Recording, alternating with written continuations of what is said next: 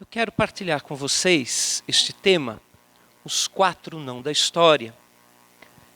Mas eu quero falar também como educador, como responsável por uma escola católica.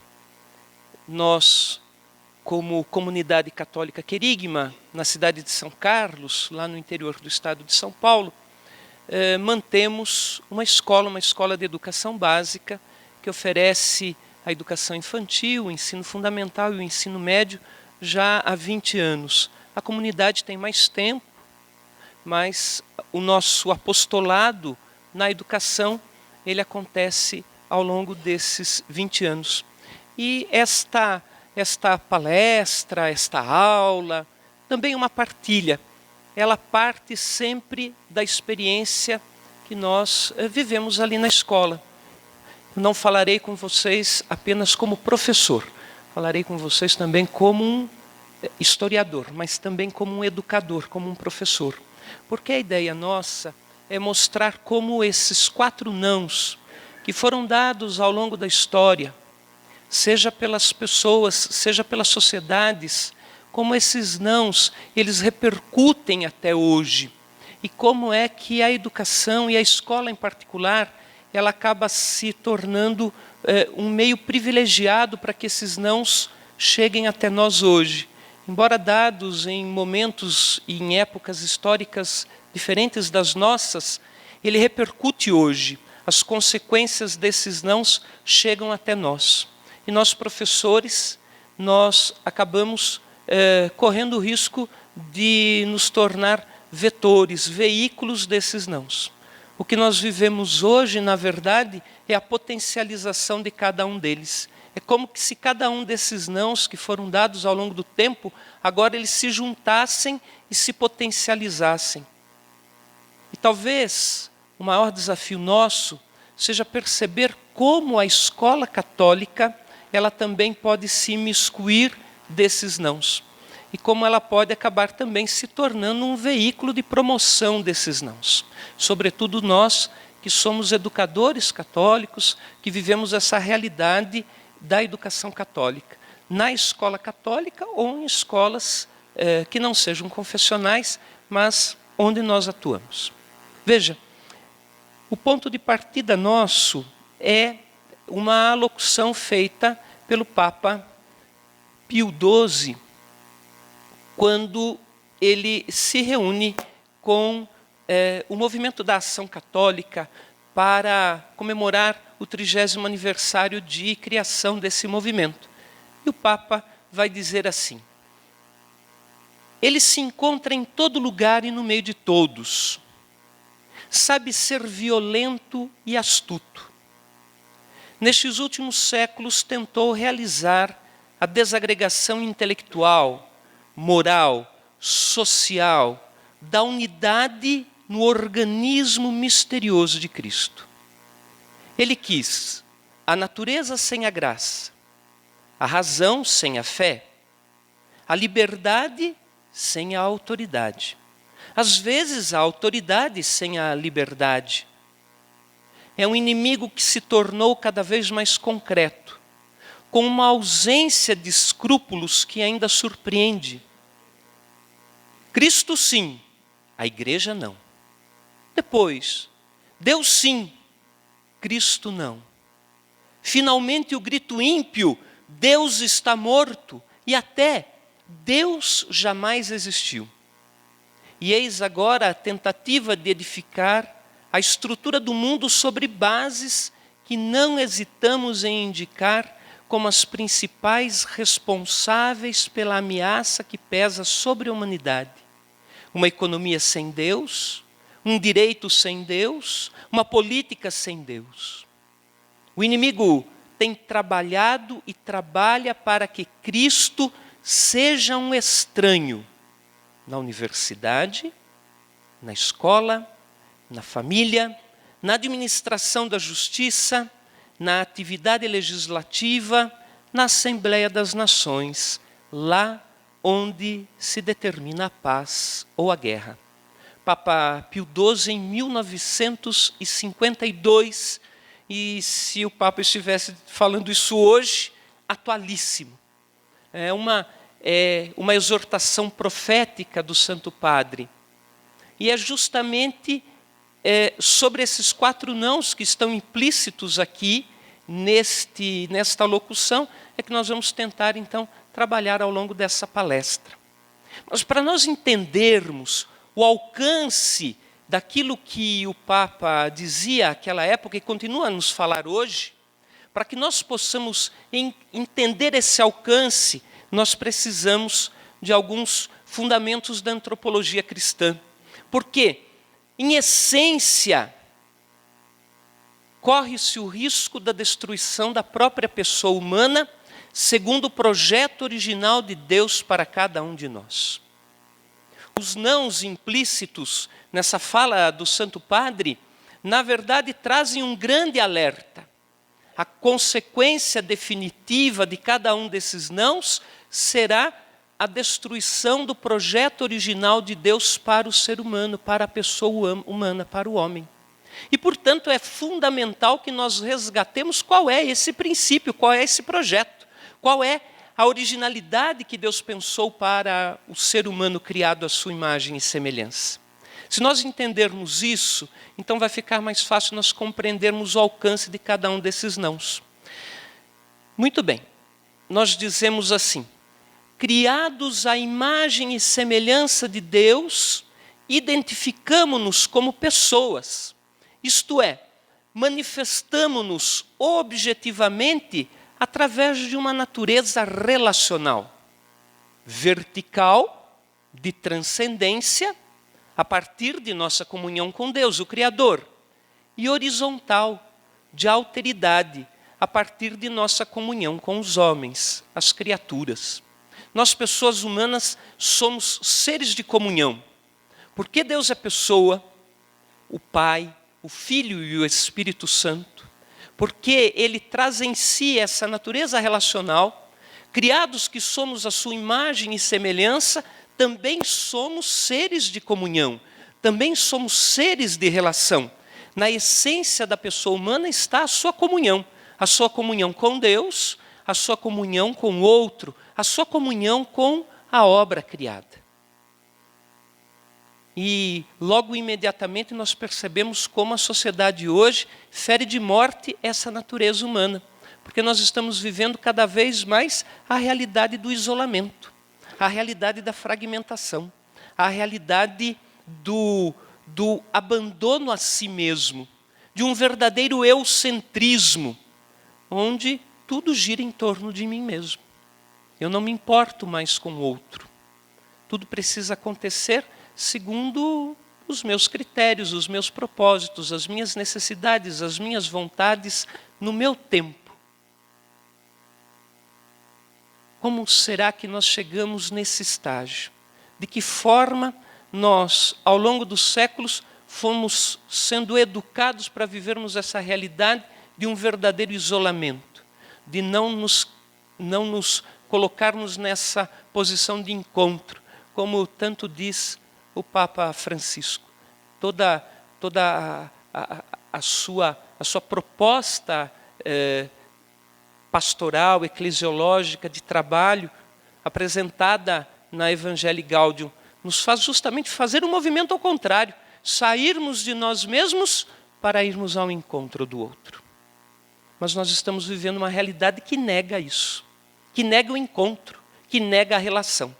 E nega por quê? Porque nos falta alguns entendimentos. Somente nossa relação de transcendência com o Criador pode sustentar nossas relações de alteridade com as criaturas. Veja, e aqui eu vou ser professor, né, e como professor, a gente sempre traz uma dinâmica. Então, vocês me desculpem, mas ficarei mais bem entendido assim. Aqui está a nossa relação de alteridade, a nossa relação com o outro. Até nós podemos imaginar assim, tudo bem, eu compreendo que eu não fui criado sozinho, compreendo que eu sou feito para o outro, compreendo que na minha natureza humana existe essa necessidade e eu me realizo na medida em que eu vou ao encontro do outro, à medida em que eu me fecho em mim mesmo, à medida em que eu contemplo e percebo a presença de Deus na obra criada, como lembrava muito bem Dom Gil hoje na homilia, a ideia de ecologia integral, também trabalhada nesses últimos tempos com mais intensidade pelo Papa Francisco, mas já uma ideia que vem anteriormente, desde, na verdade, da Pacem in Terris, nós já vemos a preocupação da igreja com o relacionamento da pessoa humana com a obra criada. Pois muito bem, esse relacionamento horizontal, esse relacionamento de autoridade, ele não se sustenta por si só. Ele não se sustenta. Mesmo que nós entendêssemos essa necessidade de irmos ao encontro do outro, a nossa alteridade, ela seria extremamente frágil, porque falta a nossa relação de transcendência. Falta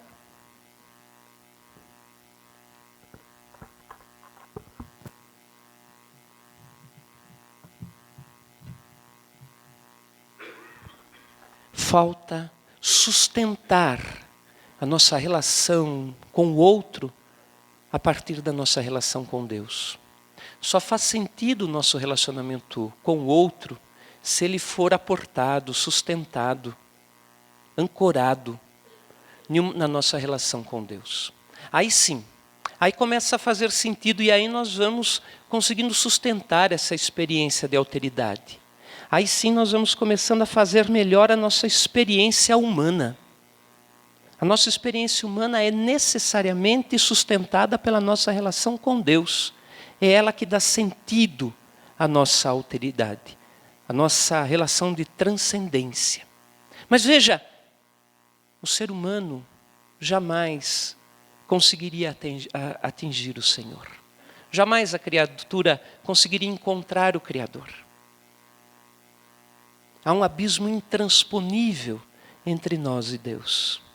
E, portanto, o próprio Deus vem ao nosso encontro para fixar a nossa relação de transcendência à nossa relação de alteridade, porque senão essa relação também é frágil demais. Por nós mesmos nós não conseguimos. Nós não conseguimos. Era necessário que Deus viesse ao nosso encontro para que fizesse isso. E aqui eu vou pedir a ajuda do meu partner, do meu ajudante em palestras. Por favor, venha cá.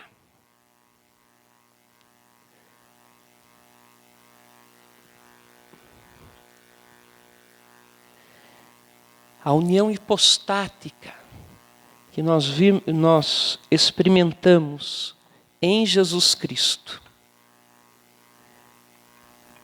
O verdadeiro Deus e o verdadeiro homem. O totalmente Deus e o totalmente homem.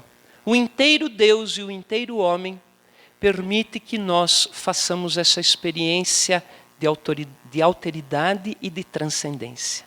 A nossa relação com o outro se sustenta na nossa relação com Deus, na pessoa de Jesus Cristo.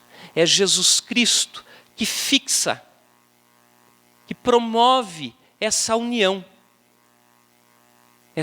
entre o homem e Deus, entre Deus e homem. E veja, prende aqui para mim, Lucas.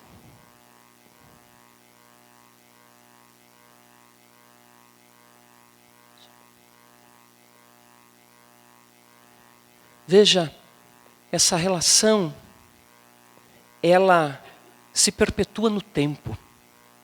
Essa relação, ela chega até nós. Essa experiência vivida na encarnação de nosso Senhor Jesus Cristo, ela chegou até nós hoje. E há um responsável por isso. E quem é responsável por fazer com que essa experiência nossa, particular, pessoal, com um Deus Criador, Salvador, Redentor, Santificador, senão a própria Igreja Católica. É a Igreja Católica que nos traz hoje essa experiência. Se hoje nós vivemos essa experiência porque a Igreja Católica, ela perpetua essa mesma experiência e traz até nós. Portanto, meus irmãos, eu preciso dizer, cada um desses nãos vai tentar desconstruir em nós essa experiência. Mas para nós que somos católicos, educadores católicos, formadores católicos, nós precisamos nos convencer de uma vez por todas que a nossa experiência, a nossa verdade, a nossa razão, a razão de ser da nossa vida e do nosso apostolado está aqui, na cruz de nosso Senhor Jesus Cristo, trazida até nós hoje pela Igreja Católica Apostólica Romana. E nas nossas escolas católicas, nós precisamos fazer também essa experiência e precisamos trazê-la cada vez mais forte. Porque veja, há uma fala do Papa Francisco, ele repete muito isso. Na verdade, o Papa Francisco ele vai retomar um texto que está lá no documento de Aparecida, que por sua vez retoma ainda uma ideia que originalmente está lá no documento de Santo Domingo, ainda em 1992. Há um projeto de pessoa humana inscrita em cada projeto educativo. Em cada currículo das nossas escolas existe um projeto de pessoa, existe um projeto de humanidade. E este projeto, ele vale ou não, segundo construa ou destrua o ser humano. A escola não é neutra. O currículo não é neutro. As escolhas que nós fazemos todos os dias nas nossas escolas não são neutras. Essas escolhas, elas repercutem sobre a pessoa humana que nós estamos querendo formar. Tudo que nós fazemos na escola tem uma intencionalidade. E veja, as nossas escolhas, elas podem construir ou destruir esse projeto de ser humano. Pois bem, o Papa vai continuar dizendo, se uma escola católica tem por fundamento e finalidade o Cristo, então é verdadeiramente uma escola católica. Mas, se não tiver por fundamento e por finalidade o Cristo, pode até falar de Cristo, mas não é verdadeiramente uma escola católica. Não é verdadeiramente uma educação católica. Portanto, se nós somos educadores católicos, ou se nós somos gestores de uma escola católica, ou se nós fazemos a experiência de educadores, de formadores em uma escola católica, temos que nos convencer, por primeiro, que a Igreja espera de nós que empunhemos o Cristo na cruz. Da mesma forma como a Igreja empunhou até hoje o Cristo na cruz para cada um de nós. Porque as nossas escolas católicas são a extensão dessa obra evangelizadora, dessa obra redentora, dessa obra salvadora que a Igreja vai operando ao longo dos tempos, em todas as sociedades. Eu vou pedir novamente ajuda para o meu amigo para recompor a cruz então aqui para mim. Pois muito bem. O primeiro não que nós verificamos, segura para mim agora, Luquinha. Ele montadinho. O primeiro não que nós vamos experimentar é o não à igreja. O não à igreja que é dada pelo protestantismo. O não à igreja que é dada na época da Reforma Protestante. Cristo sim, a igreja não. Como dizia o Papa Pio XII. Nega-se a tradição apostólica e o magistério eclesial. E nós sabemos que o Senhor se revela integralmente a nós, não apenas pela palavra, não apenas pela Escritura, sola Escritura, mas também pela tradição e pelo magistério, O Concílio Vaticano II vai expressar isso com muita clareza. É claro, portanto, que a sagrada tradição, a sagrada escritura e o magistério da Igreja, segundo o sapientíssimo plano de Deus, estão de tal maneira ligados e unidos que uma coisa sem as outras não se mantém, mas juntas, cada um a seu modo, sob a ação de um só Espírito Santo, colaboram eficazmente para a salvação das almas. O Senhor vai se revelando a nós, através da Escritura, através da tradição e através do magistério, e nós vemos na Reforma Protestante e no protestantismo, primeiro não. O não à igreja que se manifesta nesse não que é dado à tradição e ao magistério. Pois você vai dizer assim para mim, mas professor, eu não sou protestante. Professor, eu não vivi essa realidade do protestantismo. Eu sou católico, experimento a realidade de ser educador católico numa escola católica. Como pode esse não repercutir até hoje sobre a nossa realidade?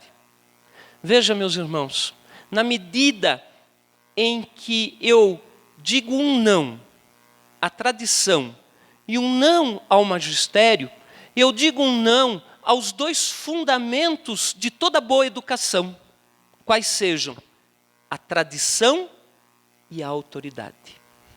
Hoje, todos os pedagogos contemporâneos, os educadores contemporâneos dizem isso. Os educadores contemporâneos dizem, hoje está muito difícil educar porque nós perdemos de vista essas duas realidades. Nós perdemos de vista a tradição, nós perdemos de vista a autoridade. Nós não conseguimos mais experimentar essas duas realidades. Hoje, a sociedade contemporânea tem como pedra de toque a mudança. Tudo muda muito rapidamente. Tudo acontece de uma maneira muito veloz. Nós vamos perdendo raízes, nós vamos perdendo tradições, nós vamos perdendo essa característica de pertencermos a uma história. Nós vamos perdendo a nossa identidade histórica. E onde é que está a raiz disso? Está nessa negação. Se nega a tradição. Nega-se a tradição. Nega-se também a autoridade. Hoje, nós vivemos a realidade das metodologias ativas, do protagonismo do estudante. Não é verdade? Isso não é ruim. Não é ruim. Eu diria para você até que isso faz parte da própria metodologia de Jesus. Qual era a metodologia do discipulado? Formar discípulos que um dia se transformariam em mestres. Formar discípulos mestres. Mas veja, Jesus, ele é reconhecido como mestre. Ele é reconhecido como mestre, inclusive pelas autoridades judaicas. Jesus é mestre, sim, que se preocupa com o protagonismo dos seus, que também vão se tornar mestres. Isso foi usando essa metodologia, essa pedagogia, que a igreja chegou até hoje, formando discípulos que vão se tornando mestres. Mas hoje nós estamos vivendo a realidade do espontaneísmo, das pedagogias espontaneístas, quando nós deixamos para o aluno as decisões todas, e nós vamos nos esvaziando, nós como educadores, da nossa autoridade. Vamos nos esvaziando inclusive da nossa autoridade espiritual. Eu preciso dizer isso para vocês. Nós não podemos negar a nossa autoridade espiritual, porque precisamos empunhar com o nosso testemunho de vida, com o nosso testemunho de fé, com a nossa prática sacramental, com nossa adesão à cruz de Cristo. E nós vamos nos acostumando a perder a nossa autoridade. Vamos deixando tudo ao bel prazer dos nossos alunos. Talvez nem discípulos nós estejamos formando, porque na verdade nós não somos mestres. E aqui, dois grandes aprendizados. Nós precisamos entender que as nossas escolas católicas devem resgatar a tradição e a autoridade. Nós somos católicos, apostólicos, romanos. Se nós somos católicos, nós somos chamados a ir para todos os cantos, ir para os 4 cantos do mundo, mas essa palavra católico carrega também um outro significado. Na Igreja Católica existe a inteireza da verdade, a integralidade da verdade está na Igreja Católica. E nós temos que nos convencer disso, nós temos que acreditar nisso. A integralidade da verdade está conosco. Mas também, e para nós levarmos aos 4 cantos, a inteireza da verdade, que é o próprio Cristo, nós precisamos ser apostólicos. Nós precisamos da nossa tradição. E nós precisamos ser romanos. Nós precisamos da nossa autoridade. Redescobrir a nossa autoridade como educadores. E há aqui hoje um aspecto fundamental para aquelas escolas confessionais católicas que têm o seu carisma original. Talvez hoje, meus irmãos, nós nos perguntemos nas nossas escolas católicas: de que forma eu vou adaptar o meu carisma às necessidades do mundo? De que forma eu vou mudar o sentido original do meu carisma para que eu consiga responder às necessidades dos meus alunos? Enquanto, na verdade, eu digo para vocês, a pergunta deveria ser diferente. O que é que o meu carisma original tem hoje para responder ao mundo de hoje? Porque, meu irmão, se o seu carisma é centenário, se o seu carisma talvez aqui seja até milenar, eu não sei quais são as escolas católicas que estão representadas aqui, com certeza, se Deus permitiu que o seu carisma se perpetuasse até hoje, é porque hoje o seu carisma original ainda assim responde a uma necessidade do mundo. Nós não podemos cair nessa tentação de mudarmos o nosso carisma original. E quantas congregações talvez hoje vão se esvaziando, vão diminuindo, vão até fechando as suas casas de formação, porque eventualmente quiseram fazer adaptações aos seus carismas originários. É claro que os mundos são diferentes, mas no coração do seu fundador, Deus tinha a resposta para todos os tempos. Se Deus não tivesse a resposta ali para todos os tempos, o Espírito não sustentaria o seu carisma até hoje. Lá, no âmago, na essência do seu carisma, há uma resposta, e há uma resposta original. E nós somos, então, desafiados hoje a nos debruçarmos novamente sobre os nossos carismas originários e tentarmos descobrir e pedirmos a ação de Deus. Senhor, vem sobre nós, vem com as suas luzes para que possamos redescobrir nos nossos carismas originários, nos nossos carismas fundacionais, a resposta que o mundo da educação precisa. Porque com certeza a resposta está lá. E o mundo anseia para que você apresente ao mundo essa resposta. Hoje nós vamos nos acovardando, nós vamos nos fechando, nós vamos trazendo o mundo para dentro das nossas escolas católicas. Quando na verdade e olhe, eu vou dizer isso com toda certeza, nós temos uma maravilha para apresentar ao mundo. Nós estamos preocupados em trazer o mundo para dentro das nossas escolas, quando na verdade a solução para o mundo está lá dentro. Nós precisamos ter coragem de apresentar ao mundo aquilo que somos. E aquilo que somos passa por isso daqui. Passa por essa experiência. Quando então eu digo o o primeiro não. Esse não, a tradição apostólica, é o magistério eclesial, esse não repercute até os dias de hoje. E eu abandono essa experiência pessoal com Jesus. Eu já não impunho mais Jesus. Eu já não trago Jesus comigo. Talvez muitos de nós aqui, e por favor, não quero aqui ser juiz de ninguém, não quero fazer juízo de valor de ninguém, porque eu mesmo me coloco nessa condição. Quantas vezes nós somos até conhecedores da vida de Jesus. Conhecemos a sua história,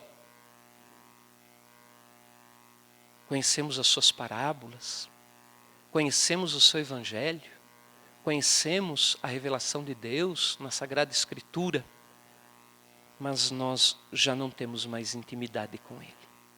Nos falta essa intimidade com Ele. Eu entendo que um educador católico, ele precisa sempre estar nessa posição.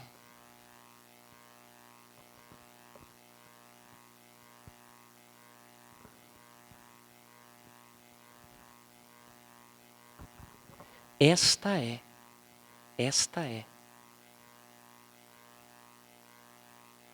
a real relação entre um educador católico e Jesus Cristo. E não entendermos Jesus como aquele distante. Porque aquele distante, a partir dessa distância, a partir desse distanciamento, nós então podemos começar a experimentar outros nãos.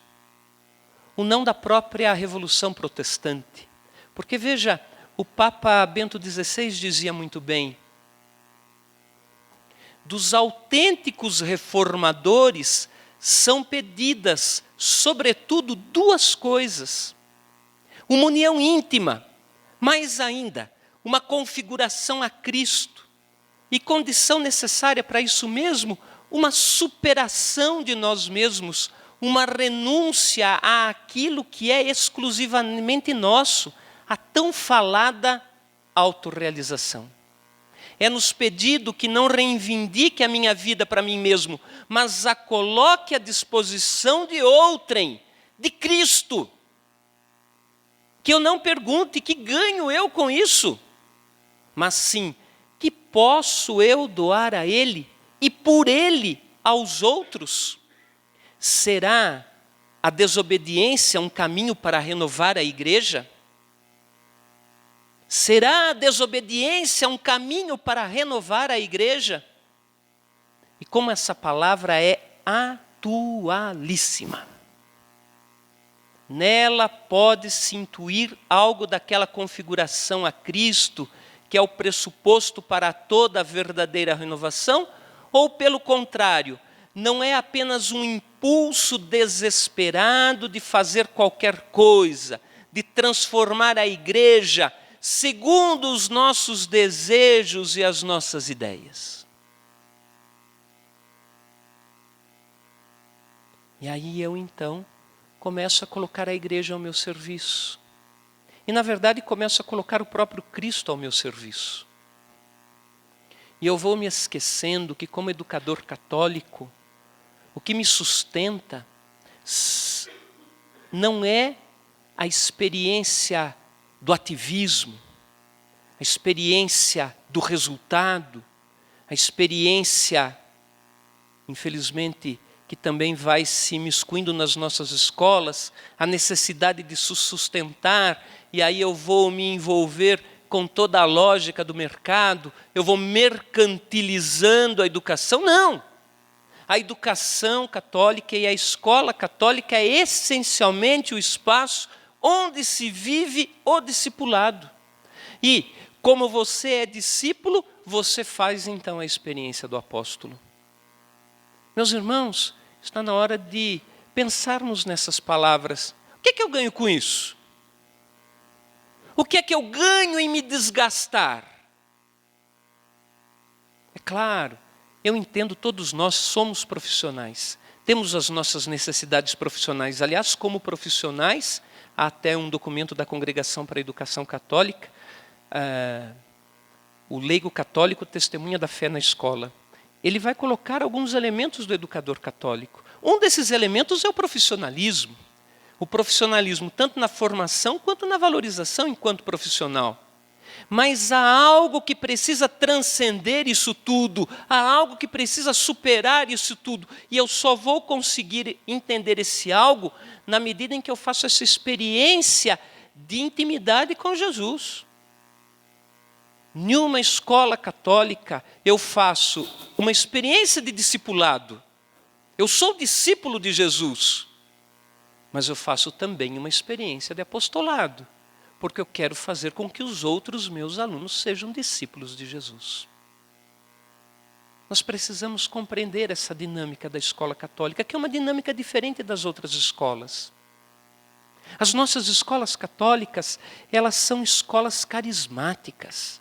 Elas são escolas que se sustentam por um carisma. E porque são escolas carismáticas, elas precisam resgatar os elementos da vida consagrada, da teologia da vida consagrada. As nossas escolas precisam se entender como espaços de oração, porque a oração é um dos elementos que sustenta a vida consagrada. Nós precisamos entender que a formação é decisiva, e a formação para Deus, a formação para essa experiência com Jesus, a experiência de formarmos-nos para o Espírito. E nós precisamos resgatar a oração, nós precisamos resgatar a formação para dentro da realidade das nossas escolas católicas. Mas também precisamos entender que a escola é uma comunidade. E aqui eu preciso ser mais contundente. É uma comunidade de discípulos de Jesus. Talvez o grande diferencial dos documentos da Congregação para a Educação Católica, me permita dizer dessa forma, Dom Zani, mas é essa ideia de escola como comunidade. Talvez uma das maiores riquezas do nosso magistério eclesial sobre a escola católica é esse entendimento de que a escola católica é uma escola de discípulos. É uma comunidade de discípulos de Jesus. E como comunidade de discípulos de Jesus, nós não podemos ter medo de apresentar a santidade como projeto de vida para os nossos alunos. Nós não podemos mais ter medo de assumir a santidade como projeto de vida para nós e apresentarmos a santidade como projeto de vida para os alunos. Porque a escola católica é uma comunidade de santos. A escola católica é uma comunidade de discípulos, de pessoas que querem fazer esse encontro com Jesus e que entendem que o nosso lugar não é aqui, o nosso lugar é o céu. Meu irmão, o seu lugar não é aqui, o lugar do seu aluno não é aqui, o nosso lugar é o céu.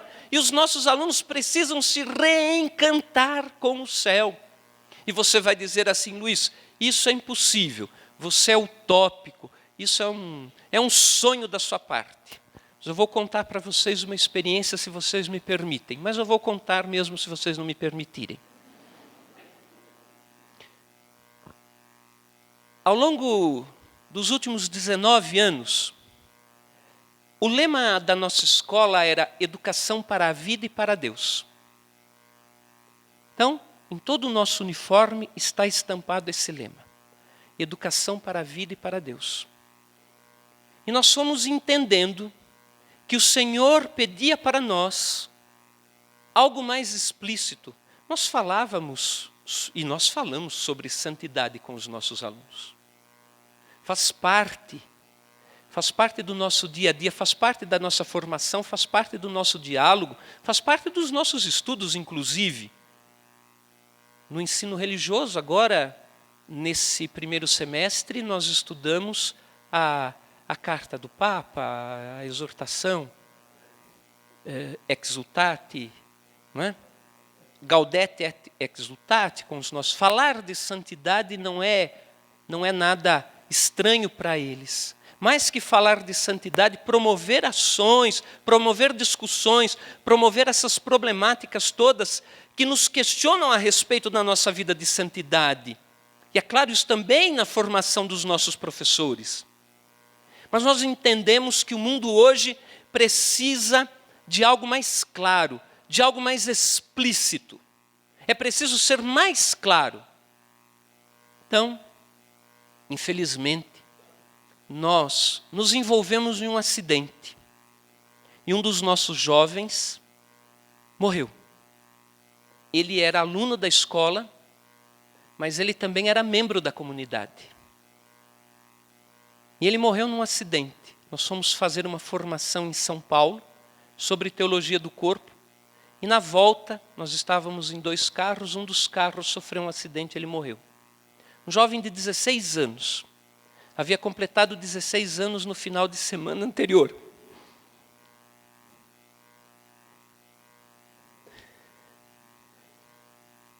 O jovem mais piedoso da comunidade. O mais orante. Nós esquecíamos ele no sacrário às vezes. Lá nós temos a adoração ao Santíssimo Sacramento, todos os dias o Santíssimo é exposto às 6 horas da manhã, e ele volta para o sacrário ao meio-dia quando termina as aulas e começa a missa, e nós temos missa ali diária na escola, e ele sempre envolvido como aluno, e é claro, despertou-se nele uma vocação à vida comunitária, e ele estava ingressando na comunidade naquele ano, nesse ano agora, e ele morreu. Poderíamos ter morrido qualquer outro, mas Deus o chamou. Deus o chamou. E quando Deus o chamou, eu entendi. Nós entendemos, a comunidade entendeu que a juventude precisa de testemunhos como o dele. Que as nossas crianças, os nossos adolescentes precisam de testemunhos como o dele. E que nós precisamos deixar mais claro para o mundo qual é a missão de um educador católico, qual é a missão de uma escola católica, se não a formação de santos, que vão trabalhar nos mais diversos lugares. Tenhamos santos políticos, santos médicos, santos juízes, santos professores, mas santos, mas santos.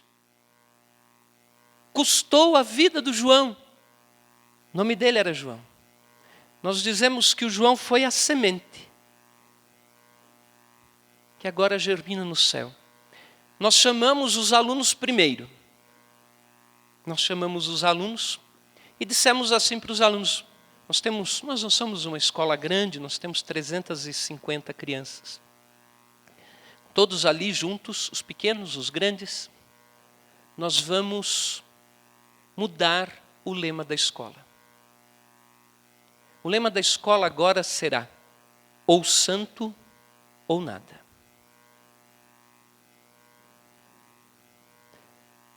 E os alunos ficaram exatamente como vocês estão, nesse silêncio. Ou santo ou nada. Quando de repente um aluno diz assim, eu quero isso. E o outro diz assim, eu também quero. E eu também quero, e eu. E os 350 alunos disseram, nós queremos viver essa realidade. Os alunos anseiam por isso. Talvez nós é que estejamos acovardados de apresentar a santidade como projeto de vida, mas a nossa juventude espera isso. A nossa juventude cansou-se de projetos frívolos, sem objetivos, sem profundidade, superficiais, que os consomem. A nossa juventude, ela quer algo diferente. Ela quer que nós vivamos e proponhamos para eles a radicalidade do Evangelho. Os alunos toparam, apresentei para os pais toparam, e agora eu estou com um problema, porque eu tenho um monte de uniforme ainda escrito Educação para a Vida e para Deus, E todos os alunos querem mudar o uniforme agora. Agora nós queremos empunhar esse uniforme. E o nosso uniforme é um uniforme todo chique, chiquetoso, bonito. Não é? Muito bonito, padre, o uniforme. Vai ficar, ó, 10. Muito bonito.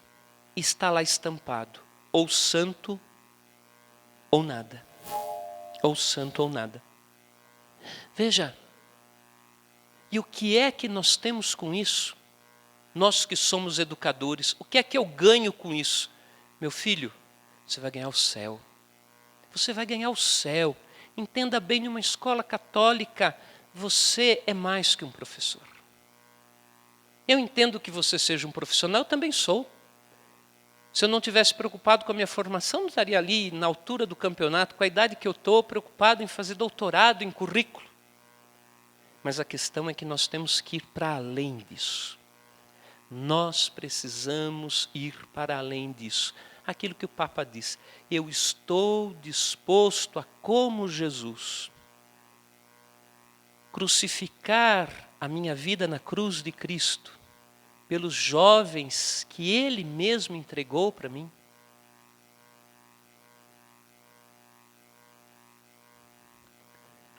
Veja, da verdade moral à moral de situação, a implantação da ditadura do relativismo. A partir desse momento, já na Revolução Protestante, nós começamos a perceber os primeiros influxos do relativismo, que depois vai ser muito bem descrito pelo próprio Papa Bento XVI, cunhando essa expressão, a ditadura do relativismo, essa moral da conveniência, a moral da situação. Quando me convém, muito bem. Quando me convém, não tem problema nenhum. Então, nós vamos perdendo as grandes verdades que guiam a nossa vida. Mas sabe por que nós perdemos as grandes verdades? Porque nós perdemos de rumo, está vendo? Ó, nós estamos ficando cada vez mais longe da verdade. Jesus Cristo é a verdade. Ele é a fonte de toda a verdade. Educador católico, entenda bem. Escola católica, entenda bem. O ponto de partida de todas as verdades é a verdade que é o próprio Cristo. E esse movimento de nos afastarmos de Jesus, assim, olha, ele continua lá, crucificado. Eu não nego a sua crucificação, eu não nego a sua salvação. Ninguém aqui em sã consciência diria nada ao contrário disso. Mas falar já não produz mais efeito nenhum na minha vida. Eu só falo. Eu conheço aqui, ó, intelectualmente, mas isso não tem mais produzido efeito na minha vida. Me entende o que eu estou dizendo? Muito bem. Eu vou indo mais rápido, porque já me ergueram 500 plaquinhas aí. A sincretização da fé. Veja que interessante.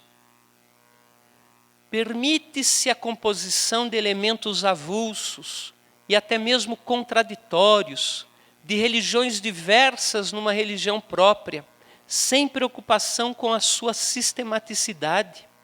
A oferta de ritos e símbolos fora de seus contextos favorece sua recomposição e seleção a partir dos interesses do fiel.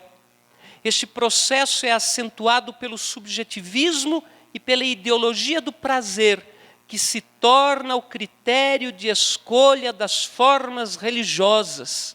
A partir do protestantismo, e nós vemos o que aconteceu a partir de quantas denominações protestantes, evangélicas, pentecostais, neopentecostais nós conhecemos hoje. E se busca sempre aquela religião que vai lhe oferecer o quê? O consolo, o gozo, a felicidade como solução imediata dos problemas materiais, psíquicos e espirituais. E, infelizmente, muitos de nós também vivemos essa realidade. Na Igreja Católica. Quantas vezes nós fazemos da nossa igreja esse espaço de consolo, esse espaço de satisfação, esse espaço de gozo? Eu tenho certeza que isso não acontece nas dioceses de vocês, mas acontece lá na minha diocese de origem. Missa dominical, meia dúzia de gato pingado. Missa de cura e libertação. Aquilo, minha gente, precisa ter 2 telões, 3 telões, e vai gente para todo lado. De quarta, quinta, sexta, segunda, terça. É gente escapando pelo ladrão, é assim, tem uma expressão, não sei como que se fala isso em italiano. Tem gente para tudo quanto é lado. Mas será que nós não trazemos também essa realidade para dentro das nossas escolas? Agradar o Pai. Porque eu vou dizer para vocês, propor essas coisas para o Pai, num primeiro momento, vai causar estranheza. Vai causar estranheza. Não pense você que vai ser fácil, não. Olha, eu sei que o que eu estou falando aqui é bastante contundente. Eu tenho certeza disso. Porque eu vivo isso todos os dias. Eu não estou falando de uma coisa que eu não vivo. Eu estou falando de uma coisa que eu experimento todos os dias. Dizer isso para o Pai é muito complicado. Perder aluno é muito complicado. Eu estava falando isso num sínodo, semana passada, lá em São Paulo. Participei do sínodo arquidiocesano e Dom Carlos Lema me convidou para falar alguma coisa no sínodo. Eu toquei nesse assunto em particular no sínodo. No final, o repórter veio me perguntar assim: mas professor, o senhor não tem medo que a sua escola feche por falta de aluno? A escola precisa se sustentar. Meu filho, eu acredito na providência de Deus. Eu acredito na providência de Deus. E a nossa escola católica querigma, ela subsiste já há 20 anos, porque todos os dias, quando eu abro aquela porteira, quando eu abro aquela porta, porque é uma porteira, porque é uma escola rural, agora está um pouquinho melhor, mas ainda é rural, eu digo, mais uma vez se manifestou a providência de Deus. Nós não podemos tratar os nossos alunos como clientes. Nós precisamos tratar os nossos alunos como santos em potencial. São santos em potência. Os nossos alunos são santos em potência. Se nós tivermos a coragem de começar a dizer isso, haverá uma revolução no mundo da educação. Uma revolução no mundo da educação. E é possível, meu irmão. Eu tenho certeza, a providência não nos abandona. Se você é fiel,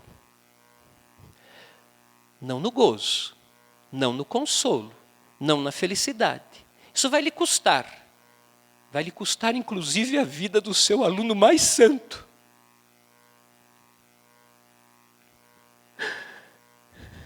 Vai lhe custar a vida do seu aluno mais santo.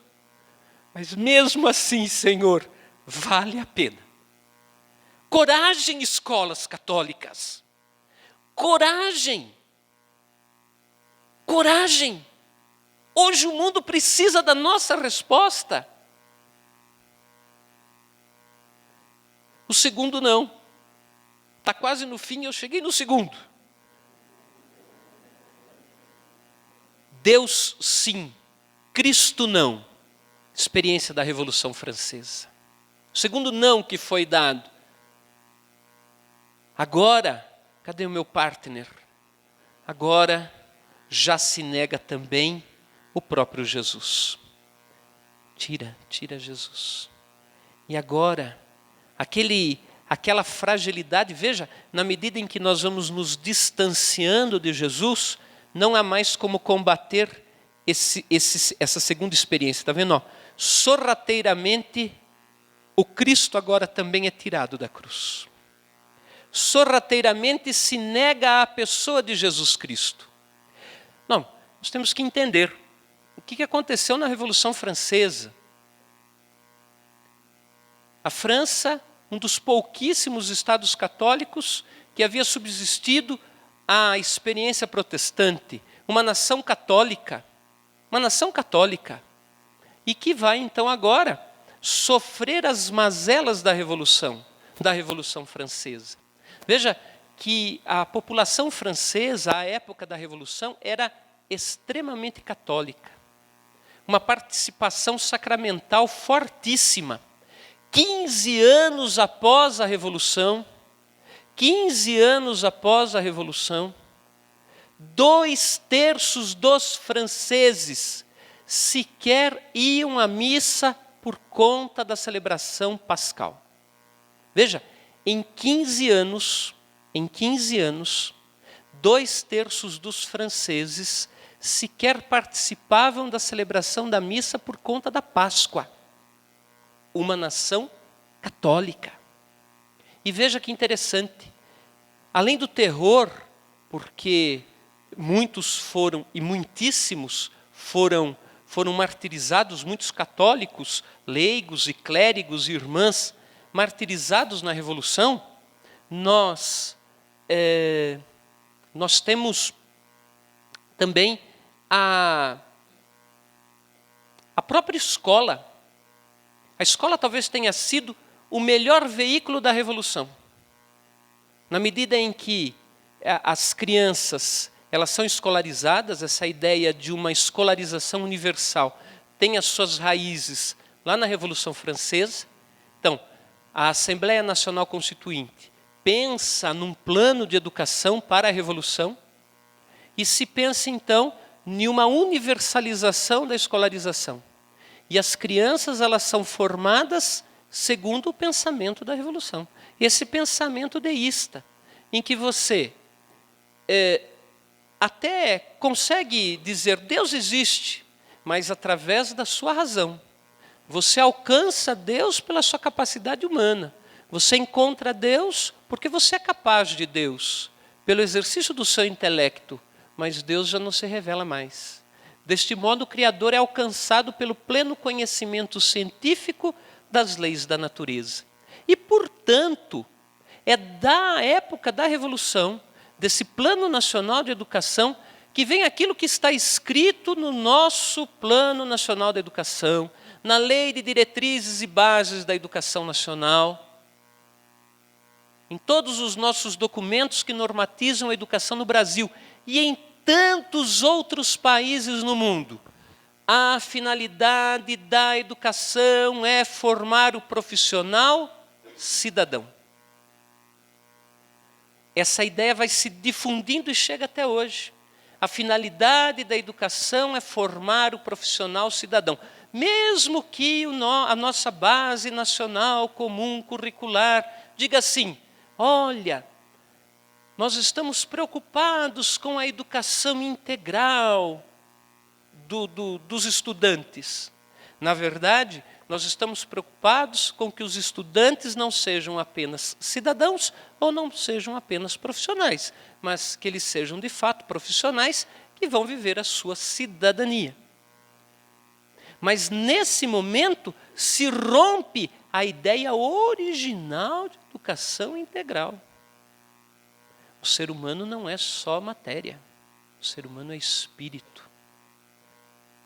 Hoje se preocupa com a dimensão biopsicossocial da educação. A educação biológica, a educação psicológica, a educação para a vida em sociedade, mas se nega a educação espiritual religiosa.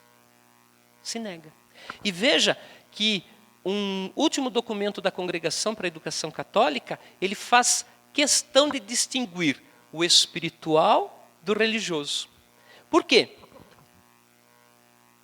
E aí eu estou sendo muito petulante, mas tudo bem, vou continuar. Hoje, quando se fala em espiritualidade, essa é uma palavra que está na moda. Espiritualidade quase que se confunde com espiritualismo, com essa relação de subjetividade com o Senhor, com Deus. O importante é que eu experimente Deus, o importante é que eu perceba a presença de Deus na minha vida. Bom, mas Deus a gente se encontra em qualquer lugar, não é verdade? Encontra na árvore, encontra no bicho, encontra na gente. Nós fazemos essa experiência de espiritualidade, mas que nos dias de hoje vai se convertendo num grande espiritualismo e até num panteísmo. Enquanto que a igreja diz assim, nós precisamos integrar a dimensão biológica, psicológica, social, intelectual, com a dimensão espiritual, religiosa. Porque esse Deus que vem ao meu encontro exige de mim uma resposta. A minha experiência com Deus será sempre uma experiência de resposta. E a resposta para nós tem um nome: conversão. A experiência autêntica com o Senhor Jesus produz em nós frutos de conversão. E nós precisamos apresentar também essa realidade para os nossos alunos. É uma experiência religiosa na medida em que nós respondemos com a nossa vida a esse Deus que nos ama. E, portanto, eu posso dizer: Senhor, eu amo sobre todas as coisas. E eu amo sobre todas as coisas e dou testemunho desse amor numa vida de conversão. E vou vivendo na minha vida um processo de conversão. E a palavra conversão tem que voltar para a realidade das nossas escolas, como voltou para a realidade do documento final do Sínodo da Amazônia, a conversão ecológica, mas ainda ela precisa voltar para a realidade das nossas escolas. Nós precisamos dar uma resposta para o Senhor. O Senhor que nos ama precisa de nós uma resposta de conversão. Ele não precisa de nada, mas nós precisamos responder para Ele. É um amor de resposta. É um amor de resposta. Escola católica, está na hora de respondermos ao Senhor. Eu tinha aqui um vídeo interessante, mas como eu sei que não vai dar tempo, eu já vou me indo para o... Martirizadas durante a Revolução Francesa, elas são beatas à memória dia 17 de julho. O Papa dizia assim, Papa João Paulo I, durante o processo ouviu-se a condenação, à morte por fanatismo. E uma, na sua simplicidade, perguntou: Senhor juiz, se faz favor, o que quer dizer fanatismo? Responde o juiz: é pertencerdes totalmente à religião.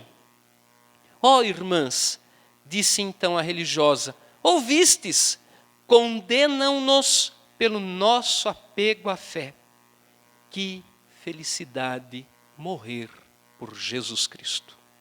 Que felicidade morrer por Jesus Cristo.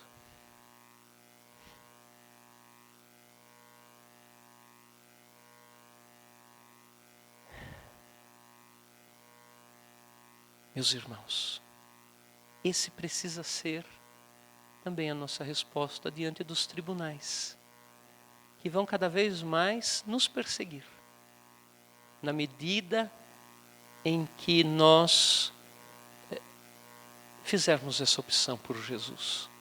Que felicidade morrer por Jesus Cristo. Porque, por exemplo, a questão da ideologia de gênero, isso está cada vez mais difícil nas nossas escolas.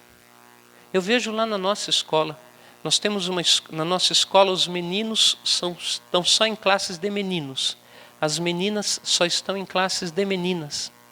Que trabalho para conseguir fazer com que a diretoria de ensino entendesse essas coisas. Que trabalho, que trabalho. Quantas ameaças, quantas perseguições, quantas contendas. Que felicidade morrer por Jesus Cristo. Eu tinha trazido justamente o final da fala, o Papa conta o que aconteceu no final. Se der tempo, nos últimos minutinhos a gente apresenta o final. Depois, como eu já disse, a escola como a grande veiculadora dessa ideia, então você vai rompendo essa possibilidade de nós respondermos a Deus na pessoa de Jesus Cristo. Então você agora se preocupa apenas em formar o profissional e o cidadão, mas a ideia de uma educação integral. Não essa educação integral que a Base Nacional Curricular Comum fala, hein? Isso é um arremedo de educação integral. Para nós católicos, educação integral, isso é o dedinho do pé. Educação integral é essa, de fato, integração. E veja, não é dual. Não são duas realidades distintas, mas é uma realidade que eu vou encarnando dia a dia. Também eu que sou educador num processo de conversão. Eu vou integrando todo o meu intelecto, toda a minha experiência de cidadão, toda a minha experiência profissional a essa experiência espiritual religiosa, essa experiência de fé. Eu vou dando uma resposta encarnada. É uma espiritualidade encarnada. Não se vive o dualismo. Não se vive o dualismo. Veja, um dos ideólogos, um dos consultores que ajudaram bastante até na Gravíssimo Educationis, o Jacques Maritain, no seu Humanismo Integral, ele dizia: primeiro se forma o homem moral, e depois se forma o cidadão. Mas por primeiro se forma a pessoa humana, primeiro se forma o homem. Mais um não.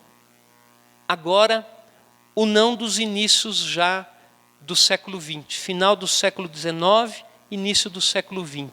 Deus está morto. Deus jamais existiu. A confiança integral agora na pessoa humana. A religião do Deus que se fez homem opõe-se naturalmente à religião do homem que se faz Deus. A religião do Deus que se fez homem opõe-se naturalmente à religião do homem que se faz Deus. Porque na medida em que Jesus já não sustenta a nossa relação com Deus, é uma relação frívola, frágil, de interesse, então nós perdemos essa dimensão de resposta a Deus. Perdemos a nossa dimensão religiosa. E, portanto, nós nos bastamos naquilo que somos. Na nossa racionalidade, na nossa capacidade, na nossa liberdade, na nossa vontade. Veja, aqueles 3 atributos que nos são próprios como criaturas criadas à imagem e semelhança de Deus, inteligência, vontade e liberdade, agora não estão mais submetidas ao Criador, mas estão submetidas a nós mesmos. Então, eu corro esse risco de estar entregue à minha própria sorte. E veja que interessante, agora você deixa lá e segura aqui o ser humano, frágil, está vendo? Qualquer sopro de onda, como diz o Papa Bento XVI, qualquer sopro de doutrina, o homem vai para lá. Sopro de doutrina, o homem vai para cá, quando ele falava sobre a ditadura do relativismo. O Papa Pio XII vai lembrar, numa rádio-mensagem, eu acho que essa expressão, ela é a síntese da humanidade levada às últimas consequências. O grande pecado de hoje consiste em os homens terem perdido o sentido de pecado. O grande pecado de hoje é os homens terem perdido o sentido de pecado. Porque à medida em que ele se entrega a si mesmo, entrega a sua liberdade a si mesmo, a sua vontade a si mesmo, a sua inteligência a si mesmo, ele vai perdendo essa dimensão de pecado.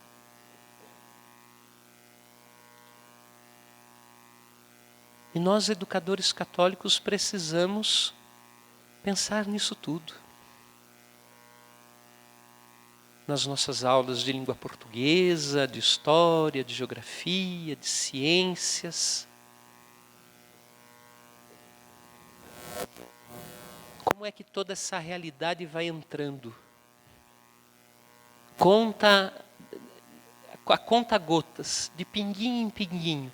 E nós vamos nos deixando levar por tudo isso. E nós mesmos vamos perdendo então todo o nosso sentido de pecado. Nós vamos perdendo qualquer possibilidade de transcendência. E claro, o Papa Pio XII não sabia que ele estava sendo um profeta naquele momento, mas ele estava, porque o 4º não é o não ao próprio homem. O homem, ele se fecha em si mesmo hoje de uma tal forma, pode soltar? Que ele não se sustenta mais. Ele se nega enquanto projeto de Deus. Ele se nega enquanto criatura do Senhor. Ele se nega enquanto filho de Deus. nós católicos, quantas vezes temos nos negado enquanto batizados no Senhor? E veja, esse não ao homem, ele é muito concreto. Primeiro, difunde-se uma mentalidade absolutamente hostil à fé, especialmente em relação ao catolicismo. Uma verdadeira colonização ideológica das consciências, ou alguns dizem reengenharia social, que se impõe através dos meios de comunicação e das tecnologias de informação, que nada reconhece como definitivo e que coloca como único parâmetro de valores o próprio eu e as suas vontades. Depois, o poder de coerção do Estado a serviço de leis civis que são iníquas, que ferem a dignidade da pessoa humana. Aqui no Brasil, nós vemos isso com muita clareza em todas as questões que têm envolvido a ideologia de gênero. A questão do aborto, a questão da lei da homofobia. Dependendo das palavras que eu usar aqui, eu já saio daqui preso. E vocês sabem disso. Então, o Estado hoje está a serviço de leis civis que atentam contra a dignidade da pessoa humana, mas a gente pode ir além, não é verdade? Por enquanto, aqui no Brasil, ainda nós não vivemos a experiência da eutanásia. Nós vimos todo o apelo do Papa Francisco com relação ao Vincent Lambert, que foi vítima da eutanásia. Aquela outra moça, tempos antes, Noah, me fale o primeiro nome, belga, que também deu cabo da vida. Lá a eutanásia é permitida a partir dos 12 anos de idade. Se a pessoa tiver uma autorização médica, aos 12 anos de idade, ela pode escolher o suicídio. Mas vocês acham que essas coisas não vão chegar aqui? Se nós não nos levantarmos e prepararmos juízes santos, políticos santos, médicos santos, formadores de opinião santos, essas leis todas chegarão aqui, aportarão nessas terras. Nós estamos começando a ver alguns lampejos, e está nas nossas mãos. Esse é um pecado nosso, meu e seu. Esse é um pecado nosso. Elege-se a educação como o principal vetor do paradigma ético e moral da nova ordem sociocultural que se quer implantar. A escola, espaço privilegiado de formação do intelecto, tem se tornado lugar de desconstrução de certezas fundamentais da humanidade. Instala-se assim o relativismo como critério de discernimento. O sentimento subjuga a vontade. Institucionalizam-se direitos arbitrários sob a bandeira de uma cruzada contra supostos preconceitos. Não se faz uma verdadeira cruzada. Se você diz assim, sou contra a ideologia de gênero, você é perseguido. Sou contra o aborto, você é perseguido. Sou contra a eutanásia. Sou contra o adultério, a prostituição, a promiscuidade, a perversidade. As nossas escolas têm se tornado verdadeiros laboratórios dessas ideias. E têm se tornado mesmo, você é professor, você sabe disso. Inclusive as nossas escolas católicas, infelizmente, têm aberto as suas portas para essas ideias, para esses conceitos. E isso é uma verdade. Nós não podemos fazer de conta que isso não existe, porque ele está aqui posto. As nossas universidades, os nossos futuros professores estão sendo formados. E aí eu digo uma coisa lá na Querigma, estava partilhando com o padre ontem, acho que é com o senhor que estava partilhando. Nós estamos preocupados sim em colocar os nossos alunos nas melhores universidades. Nós estamos preocupados com isso, nós queremos isso. Mas nós queremos prepará-los para entrarem na universidade católicos e saírem católicos. Eu não estou preocupado só em fazer com que o meu aluno entre na universidade. Porque se o meu aluno não tiver feito toda essa experiência que eu contei para vocês até agora, ele vai entrar católico e sair outra coisa. Eu desconfio que nem ser humano ele saia mais de lá de dentro. Me desculpe a crudeza das palavras, mas eu acho que nem ser humano a pessoa vai sair de lá de dentro. Nós precisamos colocar um antídoto no coração, no intelecto, na alma dos nossos alunos. Porque eles precisam sim ir para a universidade, mas eles têm que sair da universidade, tão católicos quanto entraram. Eu vou dizer para você, é possível? É possível. Eu tenho aqui alguns professores, hoje são professores nossos, mas que foram alunos nossos. Estudaram na Unesp, estudaram na Universidade Federal de São Carlos. A Unesp é o antro do marxismo. A Universidade Federal de São Carlos, nem Marx pensou um marxismo tão marxizado que nem a Universidade Federal. É o marxismo levado às últimas consequências. Nós temos alunos nossos aqui que estudaram na USP. Estão aqui hoje. Não vou pedir para que eles se levantem, porque senão eles morrem de vergonha e ficam bravos comigo. Hoje são professores na universidade. Esse rapaz aqui está começando o doutorado agora na Unesp. Começando o doutorado na Unesp. Vai estudar Tolkien. Trazendo essa realidade de um escritor católico para dentro da universidade. É possível? É possível. Mas dá trabalho. Mas dá trabalho. Dá trabalho. Mas vale a pena. E dá resultado. E vai fazendo diferença. Eu não estou falando para vocês de coisas que eu não estou vivendo. Entende? Eu estou falando de coisas que nós temos experimentado.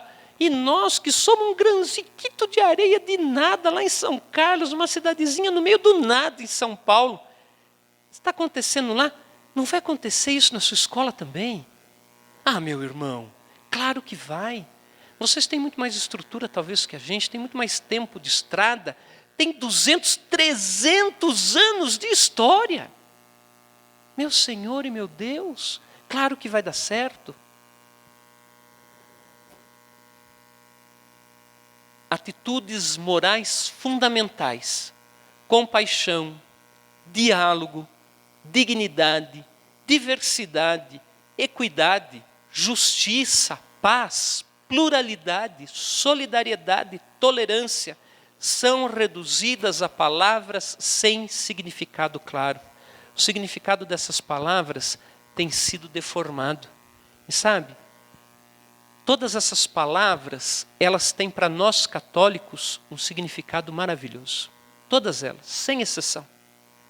Elas são carregadas de um significado para a gente que é católico, que não tem igual. E é justamente por isso, talvez, as nossas escolas católicas tenham sido tão permeáveis à entrada dessas ideologias. Misericórdia, por exemplo. Quando nós queremos acolher o pecador, mas trazemos o pecado junto. Isso não é misericórdia. Isso não é misericórdia. Nós trazemos o pecador, mas nós não trazemos o pecado. Se faz uma leitura muito deformada de algumas palavras do Papa Francisco. Se nós olharmos bem a Evangelii Gaudium, ele diz assim, é fundamental, e aliás essa é a palavra do nosso carisma. Dai-lhes vós mesmos de comer. A palavra do carisma, que sustenta o carisma da comunidade católica querigma é essa. Dai-lhes vós mesmos de comer. Então você tem que sair daqui e ir lá nas periferias existenciais. Mas você não vai nas periferias existenciais para ficar lá. Ele fala logo à frente, nesse mesmo parágrafo, você não sai como quem não tem rumo. Você não sai como quem não tem casa. Você não sai como quem não tem o que oferecer.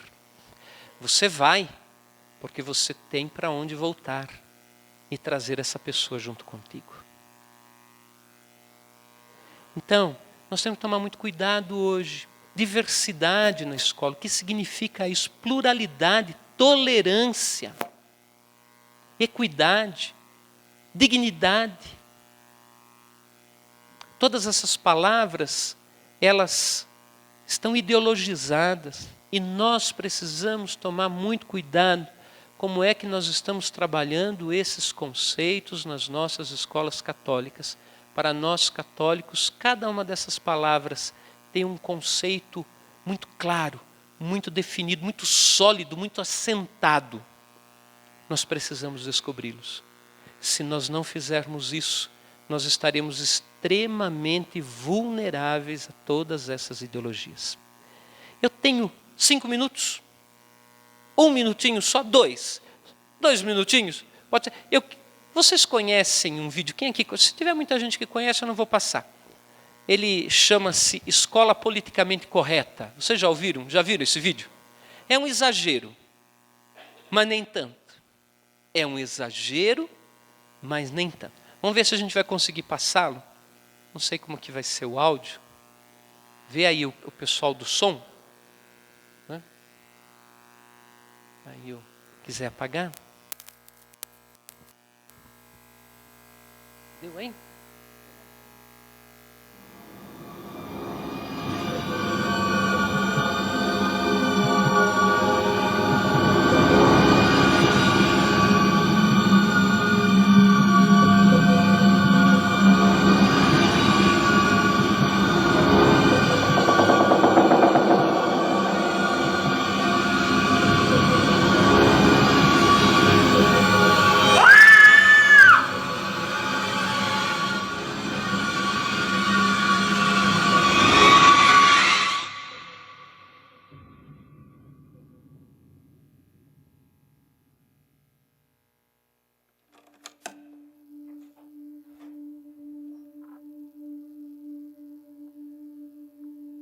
Welcome.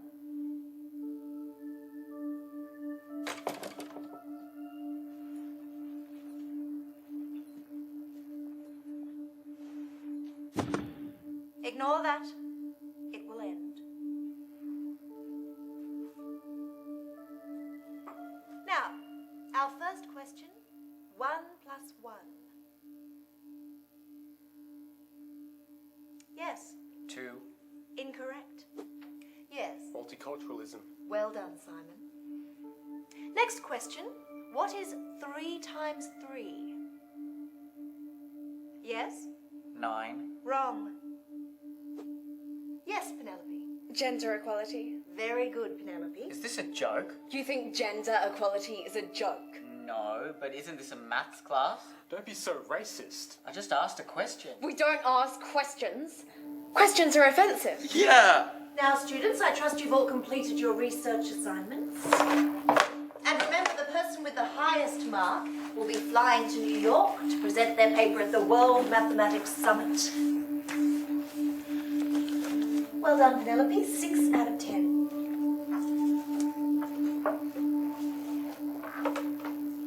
You too, Simon. 6 out of 10. Hey, be careful. You've been staring at her for 10 seconds. What?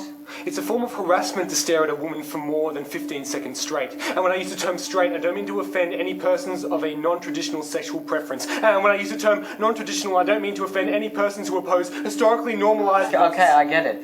Unfortunately, Sunshine, your research assignment is only worth a 1 out of 10.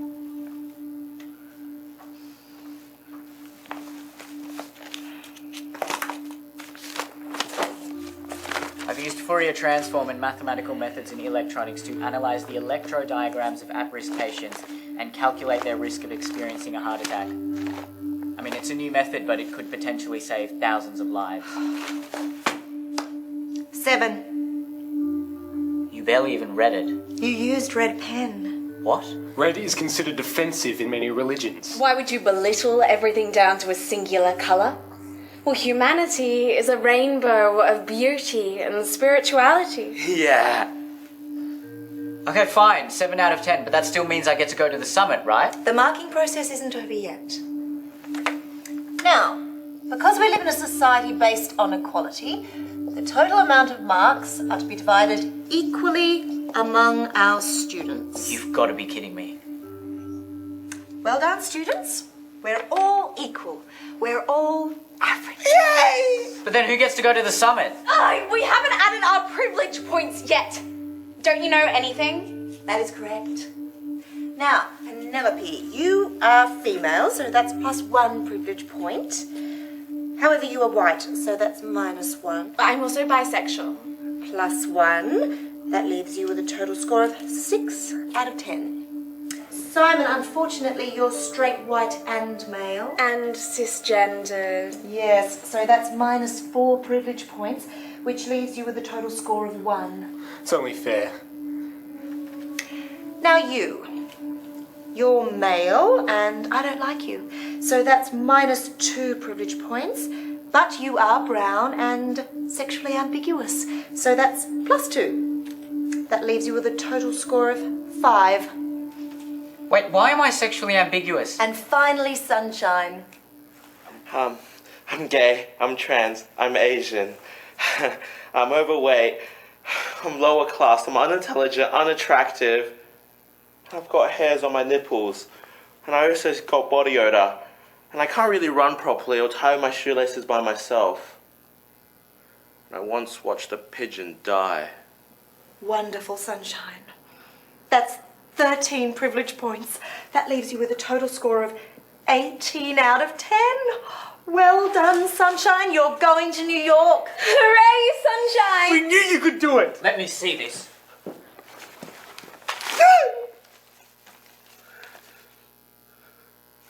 They've just written equality and drawn love hearts on a piece of paper. He expressed himself, and it's beautiful. He didn't even spell equality correctly. We don't discriminate. This has nothing to do with mathematics. Do you think you're so great with your maths and your science and your facts? What about feelings, huh? Yeah. Feelings are more important than facts. Yeah! This is wrong. You're all crazy. Stop violating me with your different opinions. I have the right to speak my mind. No, we have the right not to be offended. And that's more important. And if you don't stop verbally assaulting us, we will be forced to attack you in self-defense. Can't do that. Actually, we have every right to do so. And it's illegal for you to fight back. Yeah! This is insane. Prepare to die a noble social justice warrior. Death!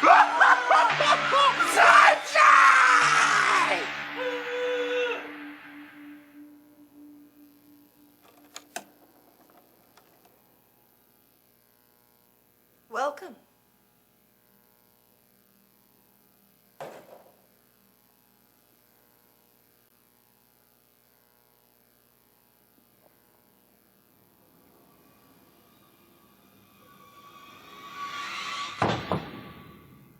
Ignore that. It will end.